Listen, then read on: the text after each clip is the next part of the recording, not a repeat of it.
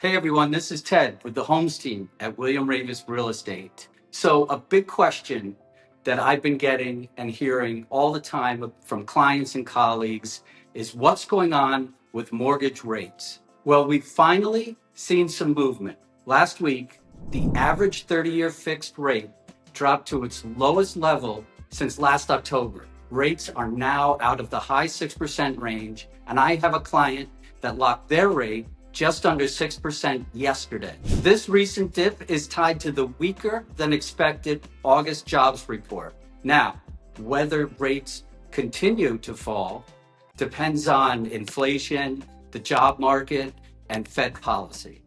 So for now, focus on this. While no one can say for sure where rates are headed, the fact that rates broke out of their months-long rut is a good thing. Here's why it matters.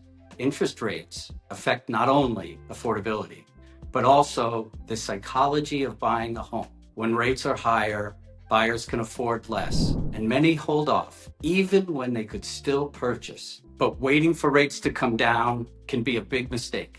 Today, many lenders offer flexible options like recasting loan amounts or post-closing rate modifications without having the need to refinance. That means you don't have to wait. Remember, you live with the monthly payment, not the interest rate or even the purchase price. So with rates making their biggest decline in over a year, this could be the shift we've been waiting for. Stay connected with a trusted lender and a knowledgeable local agent who can keep you informed and help you make confident real estate decisions. If you want to understand what's really happening in the market, I'm happy to share this data with you. Call me anytime.